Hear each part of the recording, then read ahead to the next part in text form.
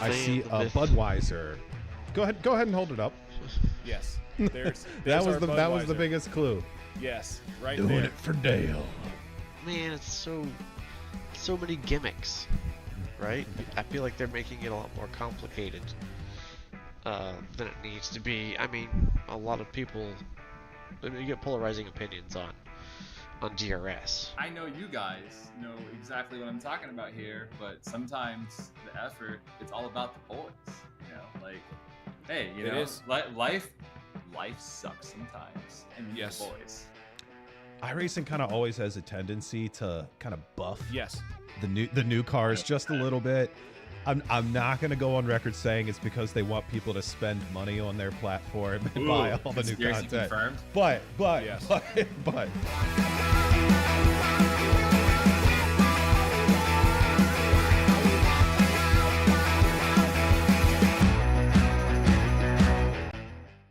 We are live for the first time on Slow Motion Broadcasting with the FF Weekend Warriors. We're at Sebring this weekend.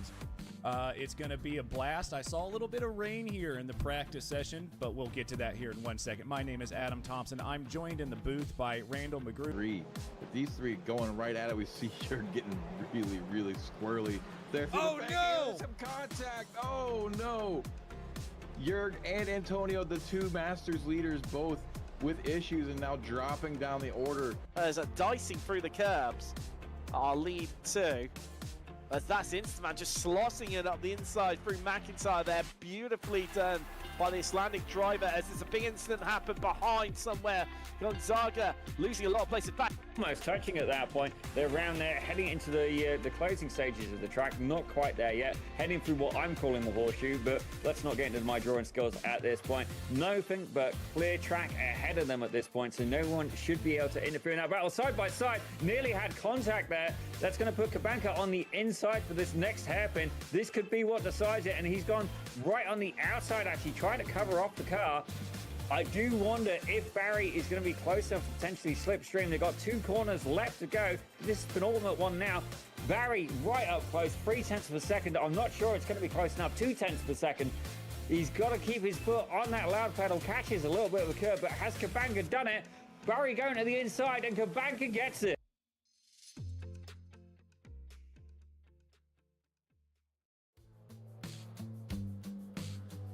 Welcome to 2024 Season 4, Round 3 of the Weekend Warriors Formula Ford League here at Lime Rock Park, live on Slow Motion Broadcasting. And my name is Randall McGrew, and I'm joined by Daniel Zippy Salmon in commentary and in the production trailer.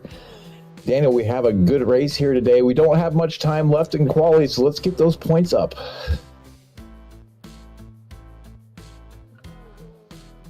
Here in the Spec 1 division, we have James Barry leading the way with a nice, comfortable margin over Youngsie Lin and Daniel Tufts there in third place. It would skip over to Spec 2 division, and we'll see that Joshua Wilkie leading the way there over Andrew Love with a nice, comfortable margin, 148 over 125 with Bill Walker in third place. And then finally, the Masters division, the old but not slow guys, Jurg Manny leading the way with a commanding lead over Jim Brewster, and Brad Cathcart coming up in third currently with a nice gap over Antonio Reese in fourth.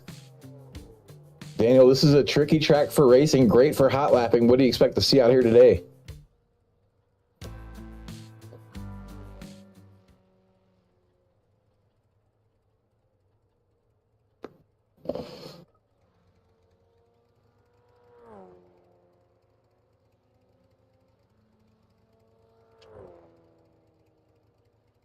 I'm going to jump in here real quick. Looks like our production trailer has a little bit of issues there with the microphone so far. So qualifying is over. We have Jörg Manny with the pole in Masters Division. And there he is. I think we can hear him, possibly. There you go. It helps if I hit the unmute button. It definitely does help. I've got a mute button on the mic itself and on the stream. So my apologies there, ladies and gentlemen. You were spared from me just that little bit longer. So we have a good race lined up today here at Lime Rock Park. 40 minutes in the Formula Ford.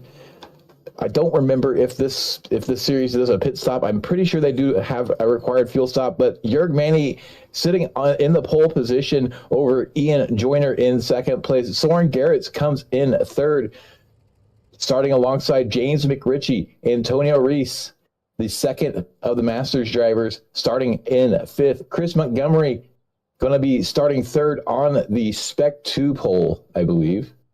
Daniel Tufts in seventh, with Jason Green in eighth. 9 is Morn Human with Joshua Wilkie in 11th. Sorry, Mario Rass in 10th with Joshua Wilkie in 11th. Julian Ditchburn is starting 12th. As we have a look at 13th, we've got Peter Maddox, the Australian driver, alongside Jim Brewster, one of the admins there at Formula V. Paul Stevens, that is today's race sponsor. Thank you very much, Paul, for Slothly does it. He's there in 15th with Russell Telker there in 16th for Mum's Basement Racing. Stevie Ray, the man himself, he's there in 17th with Paul Jackson there in 18th. Bill Walker takes 19th with Jeff Jacobson there in 20th. Brad Cathcart in 21st. For Tuller there in 22nd with Kevin Adrian in 23rd and Gary Wobolt in 24th. 25th is going to see the likes of Andrew Love starting next to Peter True.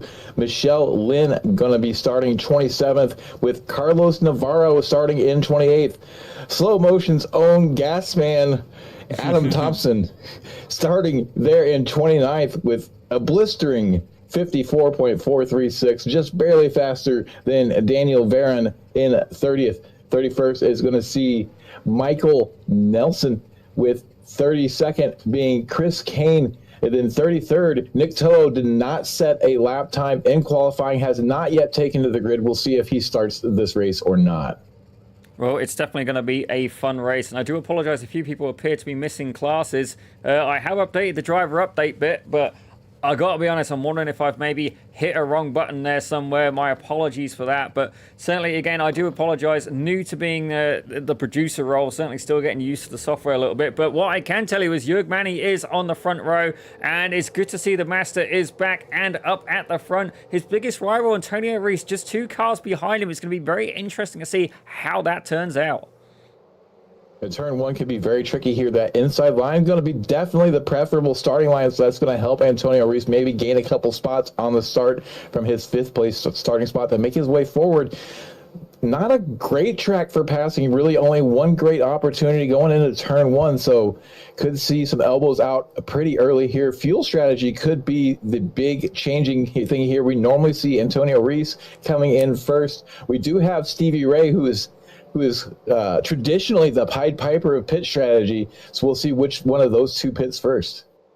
Oh, definitely. Antonio Reese as well. He is one of the gentlemen that does like to pit quite soon. And we're going to be keeping an eye on him. I'm just going to try something very quickly while they're out on the grid. See if that updates the standings for us. But Lime Rock, again, very short track indeed. And I know a personal favorite for Michelle Lynn.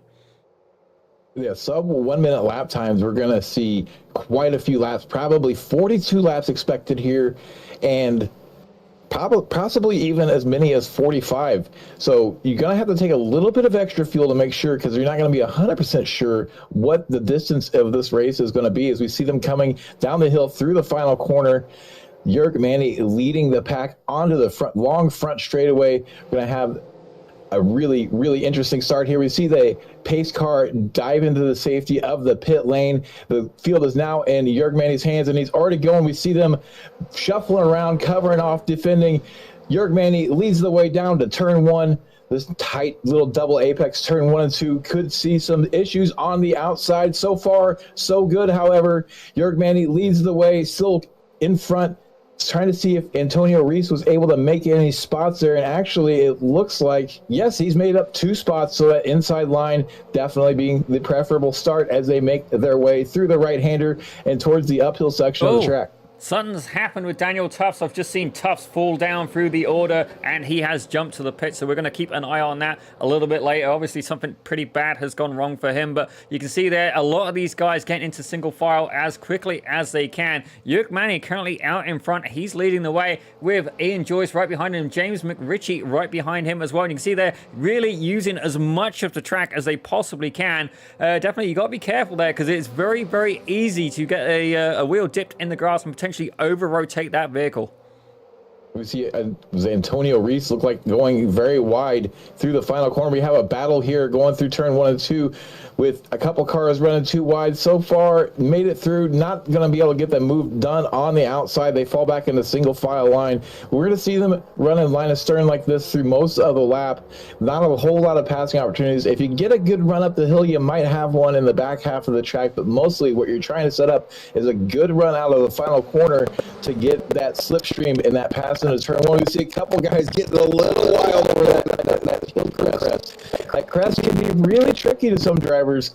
What is your experience with it, Daniel? How do you mitigate that crest and that weight transfer? I was literally just thinking about that crest as well, and I did hear, certainly in the email that Stevie would have sent out to the Weekend Warriors League, it was very strongly advised that you make sure your wheels are straight as you go over that crest. Certainly the weight transfer as you basically lighten up the suspension and then load it back up again as you go over that crest is quite intense. As we see Paul Jackson here, he's looking to try and make a move going into turn 1. Currently on the, he's ahead, but he's got 2 cars battling right behind him, and that's going to be, where have I gone now? I've lost myself. Kevin Adrian and Brad Cathcart. Yeah, once you get stuck on the outside there at turn 1 and 2, you're going to lose a couple spots. It does give you the preferred line there for the left-hander, but he does end up losing 2 spots by getting overtaken into turn 1. We see that happening a lot. There's a couple more cars. You see them getting a little squirrely going over that hill. If you see a car suddenly jerk to the right, normally that means their wheels weren't straight going over that crest, and it really tries to buck you off the track. We're on board now with Kevin Adrian. He's got a good run out of the final corner. That car ahead of Paul Jackson not quite getting to the apex, so he's going to have a good opportunity to stick the nose out as they approach turn 1. There he goes. He's going to make the move up the inside. Here comes Kevin Adrian into turn 1, kisses the apex and manages to keep it there planted. And we have a car there on the inside. Who is that? I couldn't tell who it was. Julian Ditchburn. Ditchburn. Yeah, Ditchburn dropping down the order. Hopefully he managed to keep it out of the barrier and won't have much damage on that car and can continue on. Kevin Adrian with a textbook move into turn 1.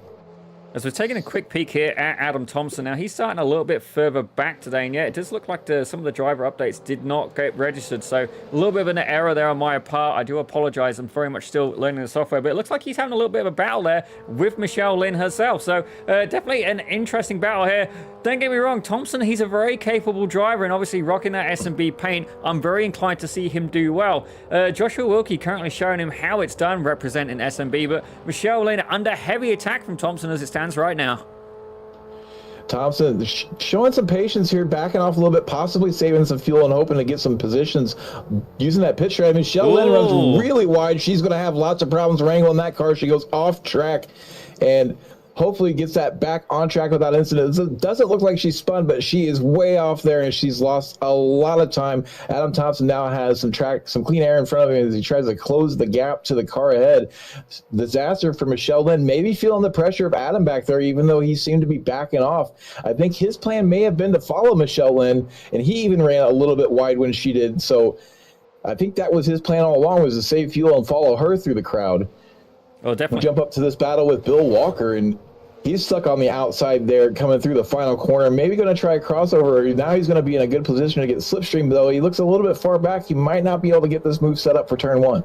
Oh, there you go. There's Kevin Adrian absolutely blitzing by on the right-hand side, getting the job done in the braking zone there as Bill Walker is nothing but a victim at that point. As I see, there's a couple of people coming in the pits. That's Stevie Ray, the master. He's in the pits as well, as is, I believe that's Tuller. Oh, sorry, Nick Tuller, I believe, is in the pits as well. So definitely not what they had in mind. Nick Tuller and Daniel Tufts currently showing as out of the race. Stevie Ray, though, in the pits. Be interested to see what happened there. I do see that he jumped to the pits and there was an off track, so perhaps a little bit of a race-ending mistake there for the Weekend Warriors organizer. Yeah, the Pied Piper pit strategy coming in, what I would think would be way too early, just over 5 minutes. And as you said, he took the toe. So definitely an incident, not a normal service stop, as he's now been in the pits for over 40 seconds. So definitely not a normal pit stop. So Antonio Reese may be playing the role of Pied Piper this time. We'll see how it all plays out. Pitting early might actually be a really good strategy here, as it'll give you some clean air. Oh, you can set some quality. Oh, a little bit of contact there. There goes Jason Green. He was on the inside there for the left-hander. Got contacted a little bit. We didn't get a good angle on it to see if he ran wide of that apex or not, but we see a nice heated battle going on here at the back of the pack. Yeah, that is a battle with Joshua Wilkie, but I do believe it was the individual in that black car there who had a little bit of contact with him. I do apologize. I think I'm going to speed that up a little bit. Bear with me here. Let's... Nope, that didn't do it. All right, we're going for the slow motion, ladies and gentlemen. Let's really savor the moment of this one. So you can see that Green is currently on the outside. There's a black car there on the inside. That's Wilkie ahead of him. And I do believe these guys came in contact on that next corner. So definitely not what they had in mind. You can see Green there dipping a wheel in the grass. Is this enough to basically upset the car? You can see, yeah, a little bit of over rotation, able to correct it. And then as they go around this left-hander, I think this is where it all went wrong for him. Yeah, you can see there, these cars getting a little bit closer together. Right rear touches the left front, and that is a ricochet scenario. We're going to see them start to buck. There you go, ladies and gentlemen. There's the buck, and around they go. In the red car there, following at the end, managed to avoid the contact. While we were looking at that, though, it looks like Adam Thompson, showing the true slow motion broadcasting colors, has taken the toe. Oh dear. And has been in the pits. Possibly, I don't know. I'm getting conflicting information here. I don't see him on the timing screen as being in the pits, but my individual overlay shows him as being in the pits for 2 minutes. So I'm not exactly sure what's going on. Maybe you can find him in the overlay or in the broadcast and see where he's at on track. But he is showing a lap down on the battle box in the lower right-hand corner. Our replay going in extreme slow motion. This is slow motion broadcasting brought to you by Paul Stevens, so we were very slothfully does it through that replay. Adam Thompson now back on track, showing laps down. He has definitely had an issue on track, and maybe we can find that, maybe not, but he's currently running 31st overall. Well, I am having to look through the event log, and I'm not quite able to find it. I see Jason Green. I see the incident there. I did see Adam Thompson came back on track and then jumped to the pits. Here we go. Let's have a quick look here. It looks like he's gone into the pits twice. I do wonder if he had an incident there with Stevie Ray. Let's have a quick look here, see if we can find out exactly what happened to Adam Thompson. To see him coming down the hill through the final corner. Looking a little loose there, but he manages to keep it in a nice tight line. There you go. Somebody comes back on track in a very, very aggressive way. Probably got their tires out there in the grass and darted across the track, collected Adam Thompson. He opted to take the toe. Couldn't see much damage on there. We see the replay of Stevie Ray here coming through the final corner, just runs super, super wide and rejoins the track. He rejoins safely, makes his move towards the pit lane right in front of oncoming traffic. Adam Thompson with nowhere to go, a rare mistake out of the veteran Stevie Ray, and he's going to be kicking himself for that.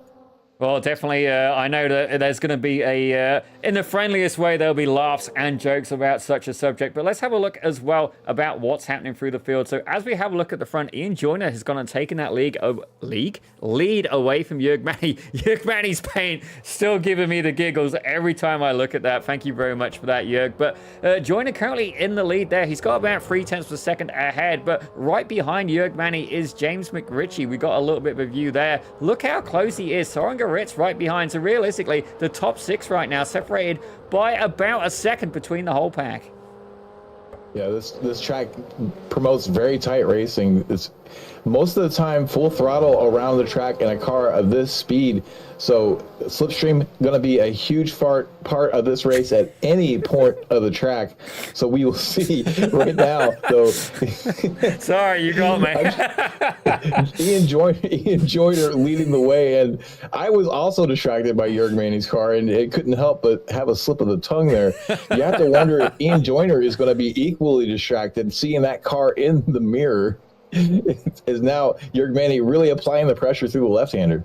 Well, if it makes you feel any better, I know Guido Marzucchi is, I think I got his name wrong as well. It's not Marzucchi. I think, Guido, he is there in the chat. Thank you very much, Guido. Also, Tamara as well. Christian Kabanga, where have you been, sir? You're supposed to be out on track, but Guido's team is Fox Anderson Racing Team, acronymed as FART. So I think all we're going to do is write that down to the fact he was really missing Guido on that occasion, assuming that his cat hasn't gone and topped him off. Yeah, Guido, we need you back in here so that I can make accurate references to racing teams on track. We're going to jump on board with James McRitchie as he follows Jörg Manny. Is he going to look to the inside? No, he's going to back off at the last second. Not quite close enough to make a move, but close enough to keep that pressure on. If there's any mistake out of Jörg Manny, which is rare, McRitchie's going to be there to pounce. We know that Jörg Manny is not much of one to save fuel, but he's in a good position here to save a little bit, and every little bit could count on this pit stop. The early pit stop could give you quite the undercut potential, because you come flying down that straightaway and the cars coming out of the pit lane are going exceptionally slow, though if you get there at the wrong time, it does put you on the outside, which can easily bite you, as we saw earlier with Michelle Lind. Definitely very easy to lose the car here. And not only that, these guys are pushing it for everything they can get out of it as well. You know, but I'm going to have a quick look through the field, because it looks like Peter Maddox, he's currently having a battle with Josh Wilkie. Wilkie's stuck right behind Chris Montgomery, so we could have a three-way fight here. More involved for the S2 series. So right now, Maunz Human, he's a little bit of a ways up the road. He's there. Currently in 5th place overall as it stands, but Josh Wilkie, he's keen. He's had a great result in the last few rounds, getting a good couple of wins here in the S2. I think last week he did S2 win in both the Formula 1600 and the SRF. So we're going to have to see if he can continue not only to get those wins, but to stay on the podium. But right now, Peter Maddox right behind him, Chris Montgomery ahead. You know, he really is in a tough situation if he wants to try and make his way through the field. Yeah, his best opportunity here might be to save fuel and to get it done on pit lane. Quite a gap ahead of these three to the lead 5. So they're going to have a lot of ground to make up. They need to work together, and so far they've done a pretty good job of it. We haven't seen any wild moves out of anybody. Everybody just keeping in line and trying to get that slipstream going and try to train their way up to the top 5. Right now that gap pretty large, though. About 3.5 seconds. So they're going to have a lot of ground to make up in a short amount of time. We're already 13 minutes into this race. Oh, here we go. Nearly starting to approach the halfway mark. We are definitely in the time window when the pit lane could be open for some action, but we haven't seen anybody come in yet. Chris Montgomery is getting really close. This cameraman is running so fast right now to keep ahead. Looking back from Chris Montgomery at Josh Wilkie. Wilkie showing that nose a little bit here and there, but not quite in a position to make an overtake, but it could be set up for a really good run out of the last corner here. We see him keeps peeking to the inside, looking for his braking marks, most likely not really trying to apply the pressure, but we see off in the background, the third car in that pack is Jim Brewster. Did he come into the pits, or did he just pull off and retire the car? I'm not exactly sure what happened there. Yeah, I did see him dive into the pits, perhaps choosing that this isn't about he wants to get done. But Josh Montgomery, apologies, couldn't pick a name, so I went for both, ladies and gentlemen. Joshua Wilkie able to get that pass done on Chris Montgomery there, heading into turn 1. So that's good news for him. That moves him up into P2 for the S2, as we have a look actually at S1 right now. So this gentleman here, Ian Joyner, he is indeed going to be in S1 with an I rating of 5,200. He is easily in that class with Jörg Manny right behind. James McRitchie in that battle as well. Soren Goretz, basically the whole top 4 are indeed in S1. Maunz Human, he's in S2, albeit very barely, but he's there in that pack. As I see, it looks like one of them has just gone and dived into the pits now. But Soren Garrett has taken to the pit lane. Looks like he's going to be the first to come in for service out of all the drivers so far. The timing screen just jumped on me. We now suddenly have more drivers on there. That might explain why I was having some issues earlier. And it keeps jumping around on me. Soren Garrett's into the pit lane, still taking service here. He's been stopped for about 8 seconds. We normally see these drivers take about 10 seconds of fuel. He's at 11, 12, still sitting there stationary. So he's finally rolling now. He was stopped for 14.8 seconds. We'll see how that compares to other drivers in that battle right now. Looking at Ian Joyner still leading the way. We're looking back through the field here. Julian Ditchburn, we saw him off track now trying to make up some spots from earlier as he tries to track down Jeff Jacobson in that number 40 entry ahead of him. Nice little train of cars here so he can make up some ground. Might be looking to short pit here to pull off the undercut on a few of these drivers, in a good position to save some fuel. If not quite close enough though to be looking to make a move in turn one. Going to try to close the gap here with some slipstream as they come flying down the front straightaway. We jump ahead to Russell Telker, who is the second car in this group, following Kevin Adrian. Adrian running a little bit wide there. You're going to be a little slow coming off this corner, possibly. No, manages to keep that momentum up despite running wide, and gonna not really feel any pressure thus far from Russell Telker. We see Russell Telker a little bit slower through the left-hander and the right-hander on the run up the hill, and now he's going to be feeling the pressure from Jeff Jacobson. So battles back and forth in this group. Oh, absolutely. It's a four-way fight for the 11th place overall, and it is a mixture as well. Russell Telker is an S2. He's surrounded by S1 drivers as well, albeit on the let's say entry level of S1. They're nearer the 3,000 I rating cap, but you can see there Telker able to pull out a good margin just then as he's getting right up back to the close of Kevin Adrian. Now, we've seen Kevin Adrian making some moves here today, but is he about to have one go the other way? You can see there Russell Telker looking to send it up on the inside on turn one. He's not quite able to get there yet, but certainly applying the pressure. You see Adrian making an absolutely fantastic exit there, and Telker right behind with Jacobson in tow as well. These cars so far keeping it pretty tame through the winding sections. We see Jeff Jacobson there get a little bit of grass and possibly gives up one spot there to Russell Telker. Gets it a little bit wrong through the right-hander and loses some momentum, but now he's right on the gearbox of Telker coming down the hill, so he could be in a spot to get that position back going into turn one. Telker going to have a big dose of slipstream from the car ahead and some open air. Going to be able to close some track position. We'll see if Jacobson tries to get this position back immediately. Not looking very interested to do it, though. Telker is going to show the nose and send one up the inside. Telker up the inside on Adrian, pushing Adrian a little bit wide. Adrian going to manage to keep it planted. They're going to have the preferred line for the left-hander, keeps the car ahead, covers off that position, manages to defend on the outside of turn one here at Lime Rock Park. A very difficult move to do. Gets it done, keeps that spot, now leads the way out of the right-hander to the uphill, and Telker falling back again a little bit. He seems to be slow through the left-hander and the right-hander compared to Kevin Adrian.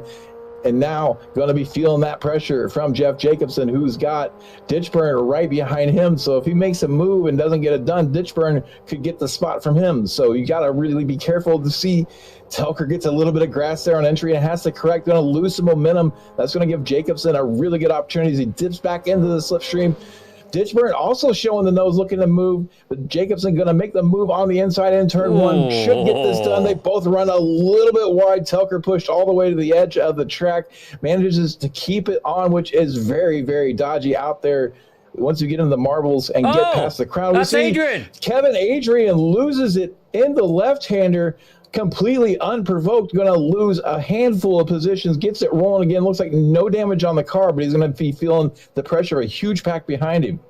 Oh, honestly, I thought it was all going to be over that last lap. Let's take a quick look to see exactly what happened here. So he's there. Everything's looking very stable. Heads down into the left-hander, and that looks like that looks like he's gone downshifted too far. The rear wheel's locked up, and I think that's, looking at the way that incident happened, I'd say he's gone and skipped the gear. He's either skipped a gear or, like you said, just downshifted too early and spun at those rear wheels and causing him to break loose. He was a little bit wide there, so that could have been some marbles and stuff getting on the tires.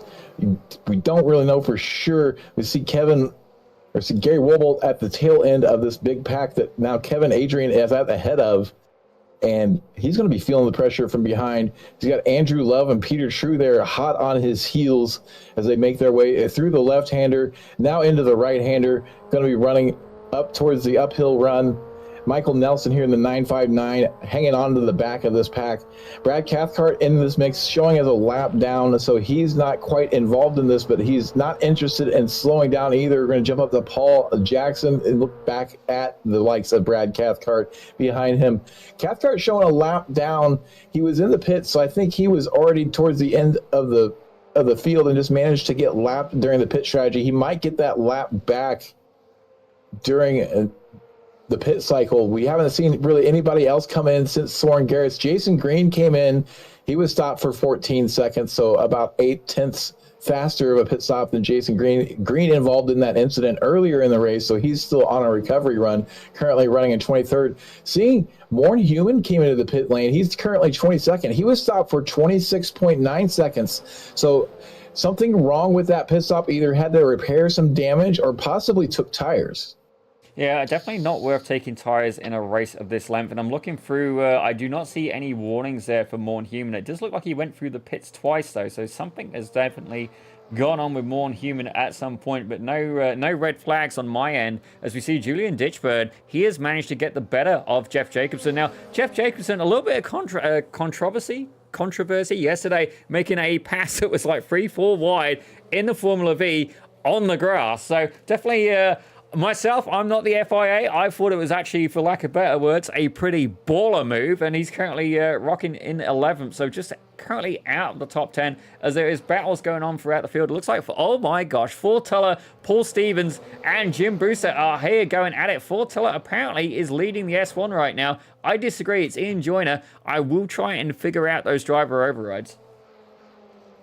And we see this battle hot and heavy coming across the top of the hill, coming down the hill now through the final corner. We're going to see if we get any moves set up before turn one. We see one car running a little bit wide there, the green and yellow car getting a little bit slidey through the final corner. And then we're going to see, looks like Jim Brewster making a move to the inside. Is he going to get it to stick?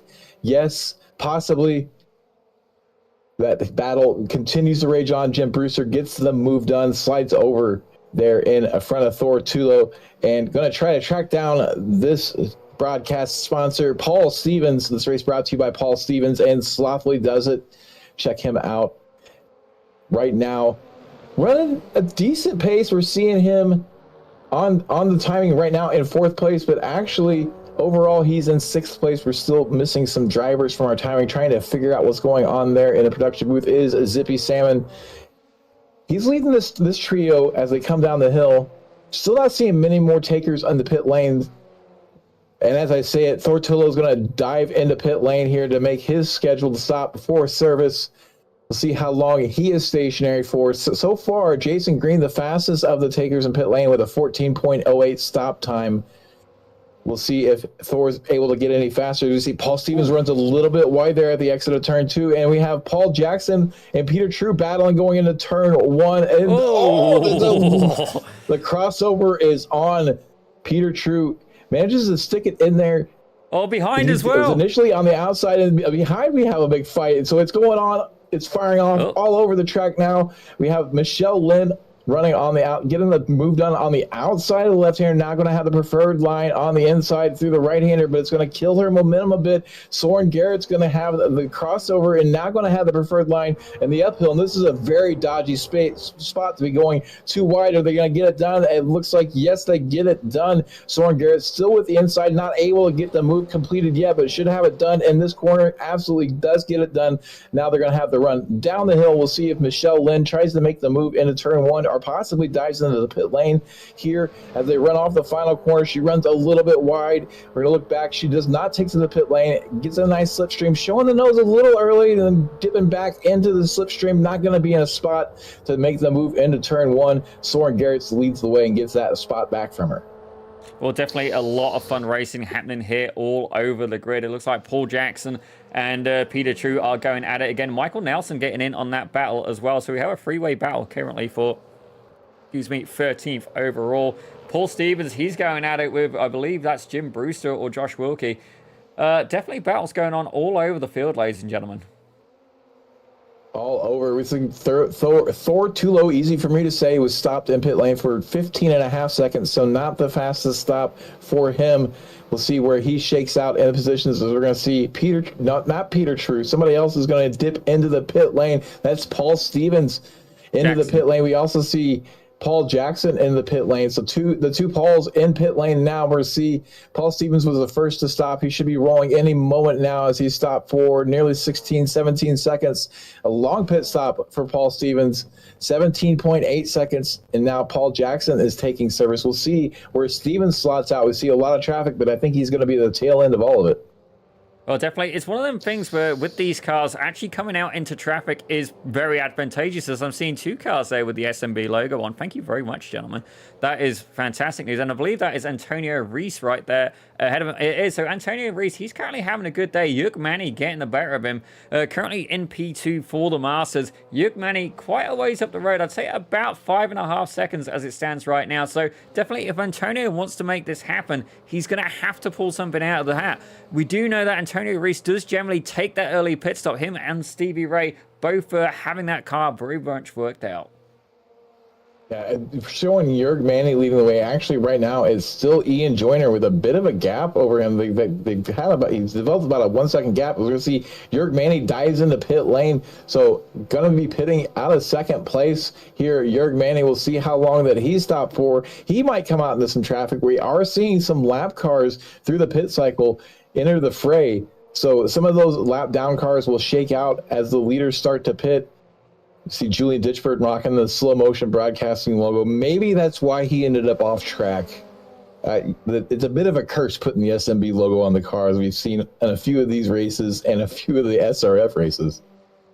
Oh, 100%. You know, don't get me wrong, though. We've seen anybody who's been driving with SMB has been having a lot of luck. So, definitely, I'm going to try and steal Adam. I see he's there floating in the Discord chat. I was going to try and steal him. So, Randall, take it away, sir, and I'm going to do my best to keep the cameras up to date for you.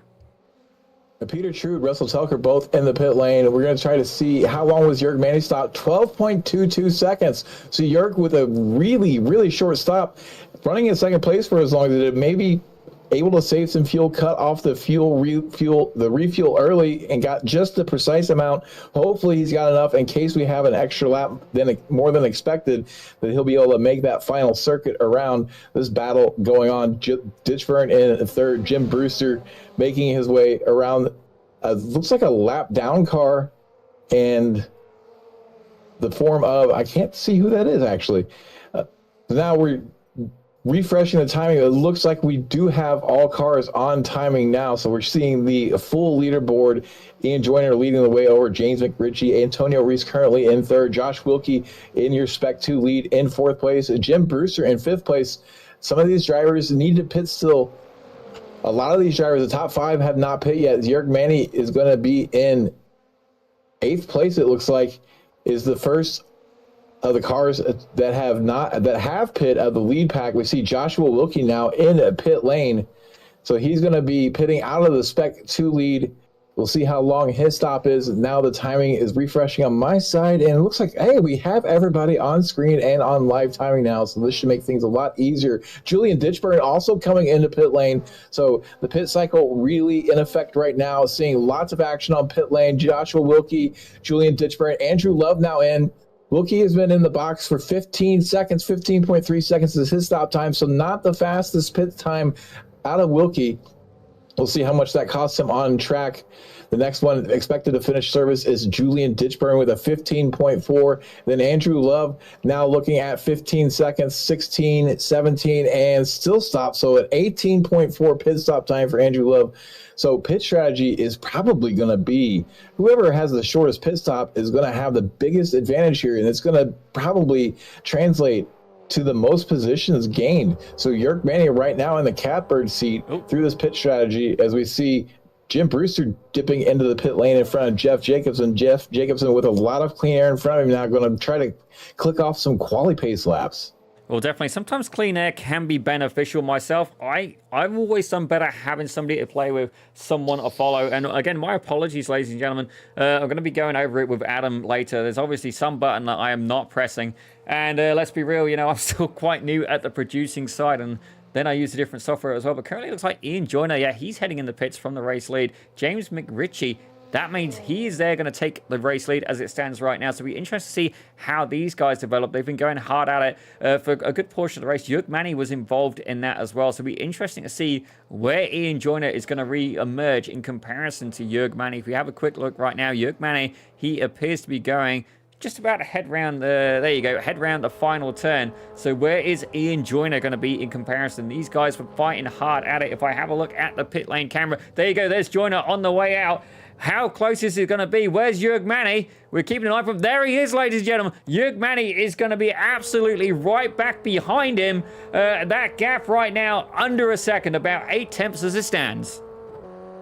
Ian Joyner with a nearly 14-second pit stop, so 1.8 seconds faster out of Jörg Manny, was able to close that gap up a little bit. We see the gap now just over a second. You see if he can close this up, but Joyner's been showing some pace here in the second half of the race, so he's been able to pull a bit of a gap before. We see Antonio Reese now in the pit lane, as well as James McRitchie, so the two that were leading the way after Ian Joyner pit, now pitting in a reaction, McRitchie into the pit stall. Antonio Reese will be shortly behind him. We'll see where these two drivers come out. This could be a race for the lead coming out of the pit lane. We could see some fireworks here going into turn one. McRitchie still stopped. He's there for 15.12 seconds.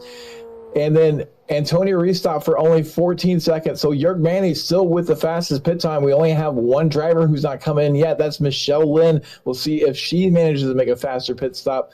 But she's not really going to be anywhere near the battle for this lead. So not super important to the battle for the lead. But we'll see where she shakes out in this whole pit cycle as she looks like she's short pit and then had to roll forward a bit. We see one car coming out of the pits there into traffic and a car running wide. So on board with Tulo, he had a good view of that incident occurring ahead. They managed to keep it on track. No harm, no foul. We now see a battle through the left-hander. We see who's that stricken on the outside. Stevie Ray getting out of the way, letting this battle progress. It looks like it was Mario Rass ahead that came out of the pits. So a battle of the blue flaggers right now, shaking up this battle for position here between Ditchburn and Tulo. Well, it's definitely getting hot and spicy, ladies and gentlemen. You can see that lapped car ahead is going to keep him honest. I'm hoping that Mario Ross will move out the way on the straight, because these guys are going to be keen to get by, very keen. And right now, it's going to work out really good for Fortula. He's going to be in the advantage, but it looks like Julian Ditchburn is using that lap marker to everything he can. My apologies there. Everything he can, and he uses the slipstream. Fortula looking to go up on the inside, but the door gets closed on him. He does not get to go straight away. Loses a little bit of time there, but still close enough that he can maybe get this battle done with just 7.5 minutes left to go. The time is ticking down. Mario Rass is going to get it, spin it around there on his own, manages to let it roll backwards out of the racing line and let everybody else through, so no others collected in that incident. Though I could see Stevie Ray's eyes from here. They are big as tea saucers as he saw that developing right in front of him. Soren Garrett's going to make a move to the inside on Antonio Reese into turn one, gets the move done at the apex of turn one. Antonio going to slip in behind him and be there at the apex turn two, and he's right there on the gearbox. So not going away without a fight is Antonio Reese as they make their way through the left-hander and now the right-hander in the run towards the uphill section of the track. Antonio Reese still in good position. Soren Garrett's showing a lot of speed here in the closing stages of the race. Looking now at the timing, it looks like we're still going to get 45 laps, and we're very close to running only 44, so you have to wonder if a few of these drivers, namely Jörg Manny, if he has enough fuel for that 45th circuit. Well, that's definitely something to keep in mind as well. Speaking of Michelle Lynn, you can see her just there in the distance. Christian Kabanga giving her all the cheers. Tamara Stubby as well. Stubby? By all means, correct me which way that is, Tamara. But we'll go with Tamara anyway. I see Kasia Enkal asking which is cooler, the McLaren MP45B or Lotus 102. They're both cool cars in terms of McLaren and Lotus, but I couldn't identify which model is which. But right now, Antonio is not worried about that. He's currently in 5th place, 2nd overall for the Masters. It looks like Jörg Manny is potentially going to get the better of him today. Hopefully still, despite the fact I've said that. And it looks like Jason Green has had an off track and then jumped to the pits as well. I do see our favorite SMB member of staff. He is currently retired. Adam Thompson not having the day that he was looking for. But for Tulo, he is caught back up to the back of Julian Ditchburn. This battle continuing to develop. Adam Thompson discovering the best way to not run out of fuel is to not run enough laps to have an issue with it. As he's retired the car, now hanging up the steering wheel, and we've seen him in the chat giving some coaching to Zippy to how to get these overlays to work properly. So ends up benefiting the stream, even though we lose a little bit of the action on track with Adam Thompson running out of fuel. Thor Tulo making his way through the final corner, still hot on the tail of Julian Ditchburn, not able to close this gap up at all yet, though. He's in a position where he should be getting slipstream, just doesn't have the pace to get the good run out of the final corner to really close that gap up. So Ditchburn probably not paying much attention to his mirror quite yet. So if Tulo can sneak up, he might catch him sleeping a little bit. Well, that is just one of the battles we got going on. It looks like Jim Brewster and Jeff Jacobson, these guys have been going at it for a while as well. Brewster, one of the admins, Jacobson as well, with that absolutely baller patch yesterday in the Formula V's at Mid-Ohio. And I believe that's Stevie Ray right behind him. Yeah, Stevie. So despite the fact Stevie's currently a lap down, you know what? That doesn't mean that you're slow or anything like that. Gosh, no. And then I'm not going to tell Stevie he's slow either. Guido in the chat is Adam out of fuel again. Well played, sir. Yeah, no, just because you are lap traffic, that certainly doesn't mean you are out of the running. And it's a tough situation to beat, as it looks like Jeff Jacobson, he's looking to make a move. Jim Brewster having a little bit of a weave there on the straight, trying to break that toe. Jacobson's just staying there right with him. Brewster going a little bit. Guido saying, yeah, come on, he really wants us to jump on him. Yeah, no matter of speaking, but we see that Brewster trying everything he can, positioning that 1600, making that car as wide as possible. The back end of a dump truck is certainly what he is trying to do right now, making Jacobson work as hard as he can in that number 40 machine. We do see a lot of cars that are lapped down, and that's not really because they're very slow.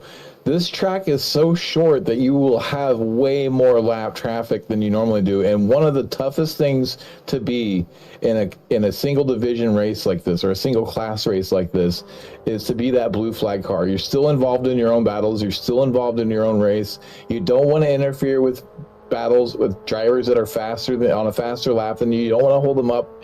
And it's a fine balance between running your race and staying out of the way. As we see right now, Brewster's taking a really wide line through turn one, but he's able to keep a bit of momentum by running just wide of the apex there. Also, it doesn't unsettle the car running in that first apex. Not really a huge issue in these cars. We're seeing him taking an alternate line. We see one car there. Is that Kevin Adrian jumping into the pits? No, Jörg Manny is in the pits. He didn't have enough fuel. Oh, Manny. Quick pit stop. Manny in the pits. Oh, dear. Yes. That's good news for Antonio Reese. Sorry, Randall. That's definitely good news for Antonio Reese. You did flag the fact his pit stop was a little bit short, and it's fair to say that it has come back to bite him in that scenario. But right now we have a battle going on here as well. It appears to be a freeway battle. So right now we're looking at Michael Nelson. That is a driver from Denmark, looking very relaxed there in his picture profile. And we see right ahead of him, we've got Paul Jackson with Peter True out in front. Now these guys have been having a very good race so far. You have two S2s and an S1. So definitely an interesting battle for sure. These guys, if I have a look at the lap times, very, very evenly matched. Peter True actually at a little bit of a disadvantage by about a second, but he is also leading this train of cars, as you see there, taking a defensive line on the inside. He's pushed wide. Is this the opportunity the Jackson wants? No, not quite able to get it done. That door shut firmly in front of him.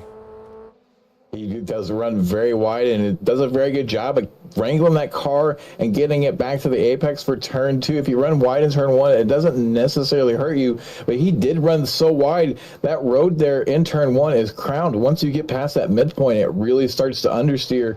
So he does an excellent job wrangling that car, bringing it back, and we see James McRitchie now. He's got the car off. Who's that? I couldn't see who that was. But James McRitchie now trying to make his way through lap traffic. Was that Daniel Veron here?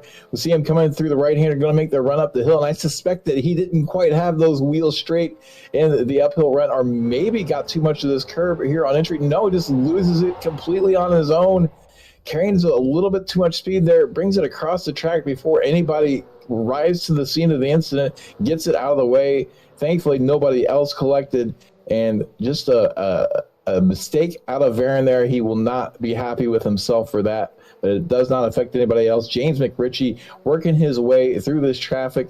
Ian Joyner way ahead of him. Got a nice 5.3 second gap. So just trying to make his way through here. Not really any hopes of running down the leader Joyner unless Joyner runs out of fuel. But looking at the pit stop time, not really a concern with Joyner as he was stopped for nearly 14 seconds. It should be quite enough as they are on the 44th out of 45 circuits around this track. We'll see the clock ticking over to 40 minutes here very shortly. The leader should be crossing the line any moment now to take that white flag. As he's already across the line and making his way into turn one on the white flag lap with a nice, healthy 3.2 second lead. So maybe it looks like he lifted a little bit. Could be in fuel trouble, actually. So a big lift happening out of Joyner in that previous lap. We'll see if he's able to make his way completely around this circuit. Keep an eye on that gap. It's getting smaller and smaller. Joyner is saving fuel here. He might not have enough. We see McRitchie there running a little bit wide on the exit of the right-hander, but holding in. Look, that gap is getting smaller. 1.2 seconds, 1 second. Joyner out of fuel. It actually happened. Bye-bye. Here he comes. Gets that move done. McRitchie to the lead through the penultimate corner. Joyner exceptionally slow. He is dropping like a stone. McRitchie's going to inherit this win thanks to that longer pit stop. Was about 3.5 tenths in the stall longer, and that's enough fuel to bring McRitchie home with the victory in an upset here on the final lap. McRitchie wins. Soren Garrett's in second place. Antonio Reese comes home with the Masters win, and Joyner Wilkie in the back. Is he going to do the it? front straightaway. Contact, but Wilkie manages to bring it home in fourth place and the S2 win. And what a chaotic finish. That was nuts, and that's great news for Wilkie. He was able to literally just snake that extra points at the minute, put him up. He's had the S1 win, but both him and Antonio Reese will be very happy, as I say, that Antonio Reese has disappeared. I do wonder as well, now we do here at the Weekend Warriors often see a couple of cars take flight at the end of the race, fuel permitting. Obviously, Ian Joyner will not be able to partake in those activities. It looks like Wilkie's going quite slow as well. I'm going to have a quick look back here. No, they've crossed the line. Okay. Just making sure, see if there's any more battles going on. But I do wonder if these guys are going to find a nice little spot to get some air. I have a feeling the end of the front straight is where it usually ends up getting a little bit spicy. So we shall keep an eye on that. I'm not sure who the instigator is going to be. I do know there's a few people, but I've got to give a shout out to the chat right now. So Guido and Tamara simultaneously, Manny got Thompsoned. Manny wasn't the only one that got Thompson. Maybe they're going to have to, there's going to be a trio of them putting their heads together, seeing how do these dang fuel calculators work? How can we get them to work better for us? Everybody. Those three all now having fuel issues. Adam Thompson, maybe not in this race, but in previous races had so hopefully they can rub some brain cells together and figure it out for next week. This is a tricky track to get the fuel strategy right on. You want to be as thin as possible on your fuel stop, but it's easy to not account for that extra lap that can happen. We're going to look at the official results. James McRitchie, again, with that upset win on the last lap, comes home first with Soren Garrett's having a nice run, coming in second. Antonio Reese in third place, but you're first in the Masters division as we see a stricken car there at the entry to turn one. Joshua Wilkie coming home with the Spec 2 win in fourth place overall. Ian Joyner falls back to fifth, so not too bad overall. Ends up handing McRitchie about 15 to 18 seconds there in the closing stages. Chris Montgomery comes home at sixth. Morn Human comes home at seventh. Julian Ditchburn, we saw him with an early incident, manages to rally that up to eighth place. Thor Tulo behind him in ninth. Jörg Vandy, who had to stop for a splash and go, comes home 10th. Not a huge loss for him. So going from second to 10th, not the worst that could have happened. Jim Brewster in 11th. Jeff Jacobson in 12th. Andrew Love 13th. Kevin Adrian 14th. Your broadcast sponsor Paul Stevens with a nice run comes home slothfully, does it. The first car one lap down in 15th. Paul Jackson right behind him in 16th. Peter True 17th. We saw him involved in a lot of battles today in that entry. Michelle Lynn comes home 18th after running wide in front of Adam Thompson, waiting for him to run out of fuel. That's going to bring Bill Walker home in 19th, Gary Wobolt in 20th, and Zippy, I'll let you handle the rest of the field. Yes, sir. So Brad Cathcart, he got 21st with Carlos Navarro. Now, that is one of the previous sponsors as well for one of the Weekend Warriors races. Again, thank you very much, Carlos. He managed to get 22nd with Michael Nelson there in 23rd. Mario Ras, we saw he had a little bit of a mixed day here today. He's in 24th with Russell Telka in 25th. Jason Green, definitely not the result he was looking for, getting a little bit caught up earlier on. He's there in 26th, was 27th for Stevie Ray. We're not going to reflect too much on Stevie's one. I know Adam Thompson and him will be having a good bit of banter there. Guido's getting me in the chat. I'll get to that in a second there. Daniel Baron, by all means, please correct me if I'm wrong, ladies and gentlemen. Daniel Baron, he's there, newcomer here to the Weekend Warriors. He was there in 28th for Peter Maddox as well in 29th. Chris Kane in 30th. And our very own Adam Thompson, the Thompson Trophy winner. Well, not today, actually, but we're going to have to make a Thompson Trophy. Thank you, Guido, for that. He's there in 31st with Daniel Tufts in 32nd and Nick Tuller in 33rd. As I have a look, and that is our complete grid, ladies and gentlemen. So we have been able to catch up with a couple of people there for interview. James McRitchie, I have a feeling, is JJ Rip T, would be my best guess there, Randall. James McRitchie... I need to ask first, what are the good lottery numbers for now? You seem to be on a good luck streak. Can you help me out? Oh, don't know what to say, really. Just a bonus. A bonus. You need the bonus ball. Yeah, we need the bonus ball for sure. So we saw you there in the closing stages, making your way through some lap traffic with quite a sizable gap ahead of you to Ian. Did you have any inkling that he might be having fuel trouble? Well, I could see the time dropping slightly, and I thought, well, I need to go for this if I've got any chance, because he might have drifted over the line, spluttered. So I just went for it, to be honest with you. And you caught him in a really awkward spot of the track right after the crest at the uphill. What was that like, seeing a slow car in front of you as you came over that crest? Well, I didn't know which way he was going to go, so I just took a chance and just pinned it.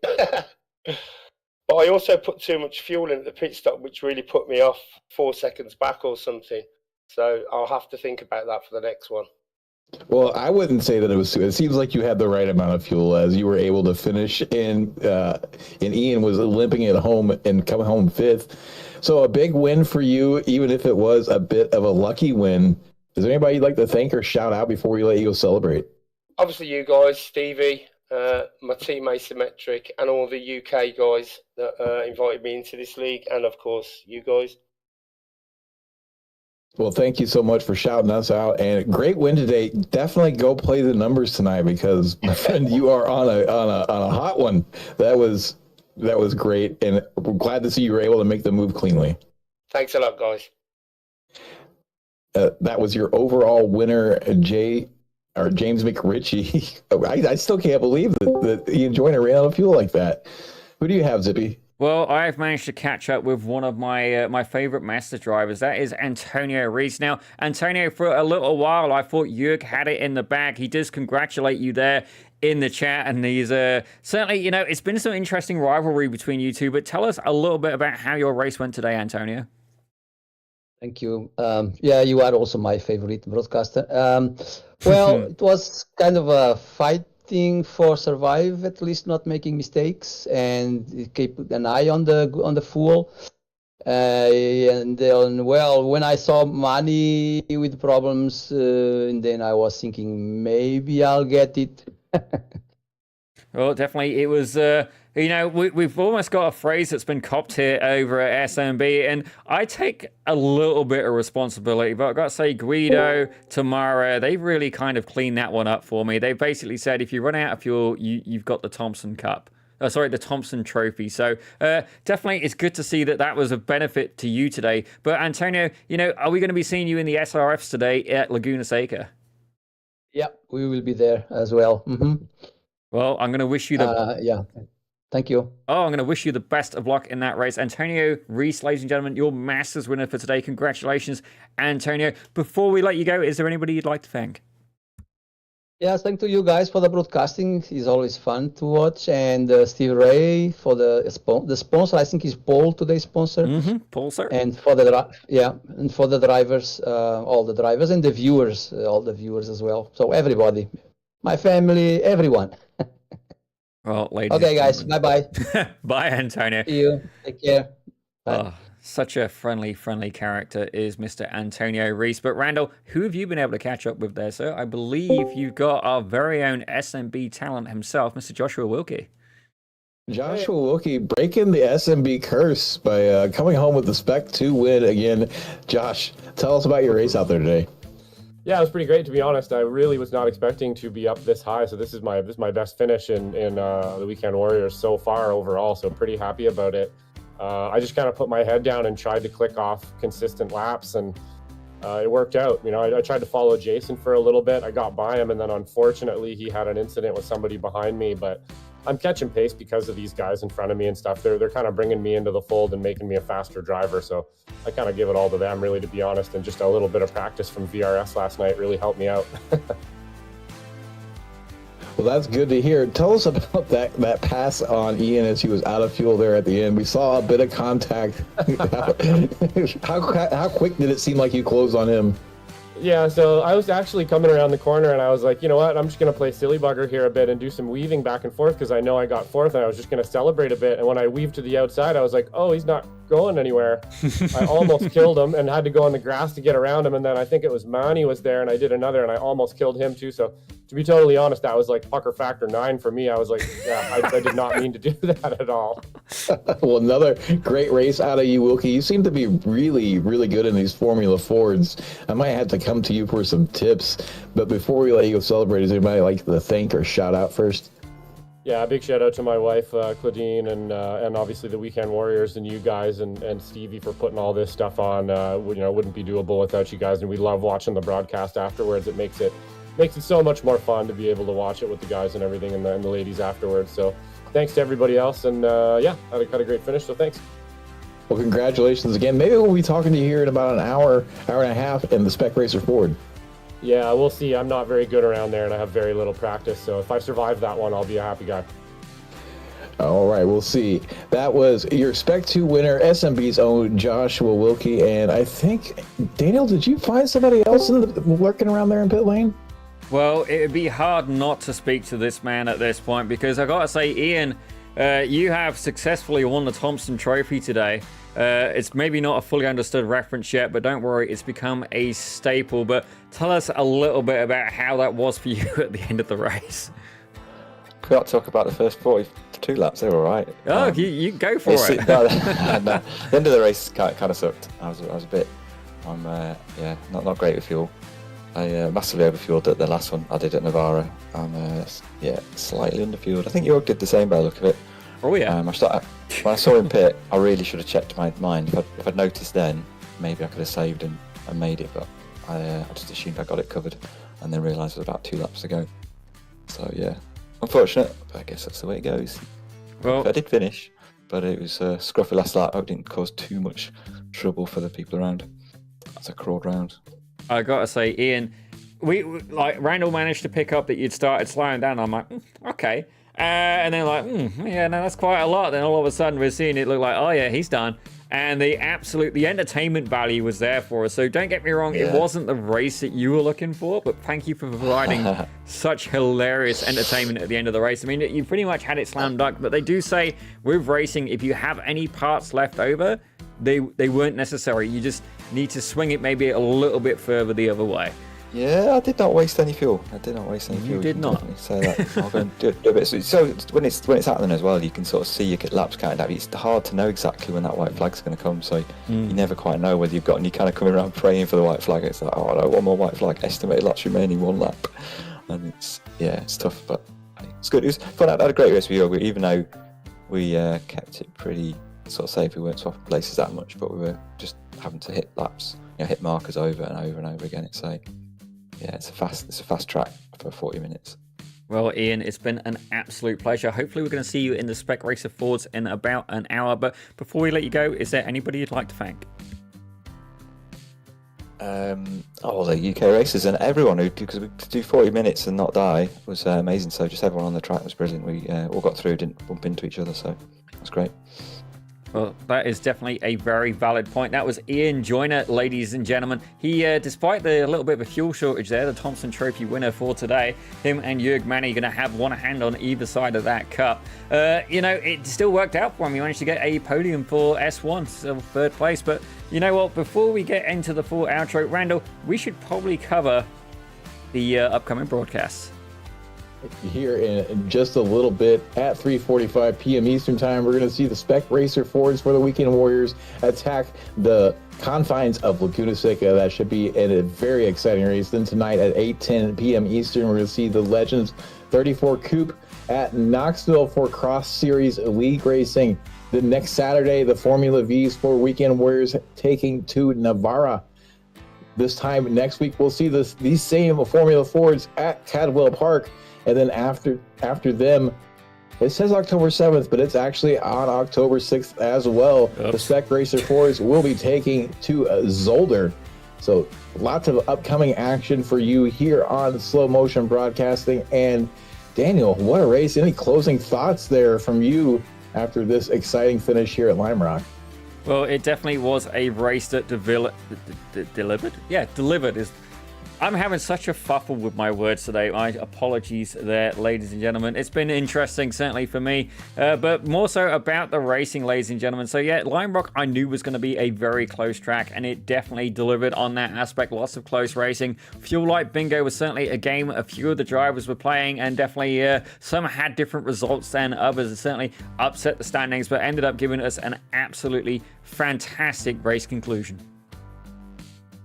And I couldn't say it any better. So thank you so much for joining us here on Slow Motion Broadcasting. This broadcast, once again, brought to you by Paul Stevens, sorry. I'll get it right one of these days. So for Daniel Zippy Salmon, I am Randall McGrew. This has been Slow Motion Broadcasting Weekend Warriors Formula Ford at Lime Rock Park. And we'll see you again real soon for the Spec Racer Fords.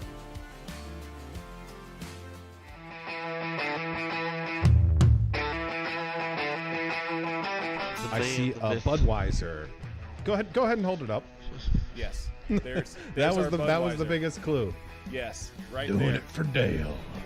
Man, it's so many gimmicks, right? I feel like they're making it a lot more complicated than it needs to be. I mean, a lot of people, you get polarizing opinions on DRS. I know you guys know exactly what I'm talking about here, but sometimes the effort, it's all about the boys.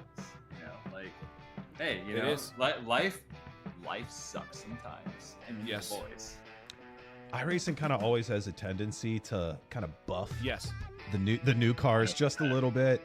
I'm not going to go on record saying it's because they want people to spend money on their platform and buy all the new content. Confirmed. But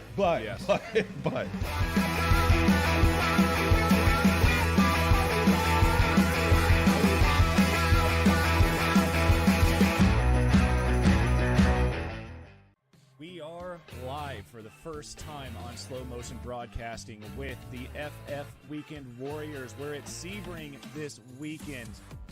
It's going to be a blast. I saw a little bit of rain here in the practice session, but we'll get to that here in 1 second. My name is Adam Thompson. I'm joined in the booth by Randall McGrew. With these three going right at it, we see Jörg getting really, really squirrely. There, oh no! Some contact. Oh no! Jörg and Antonio, the two Masters leaders, both with issues and now dropping down the order. There's a dicing through the curbs. Our lead two.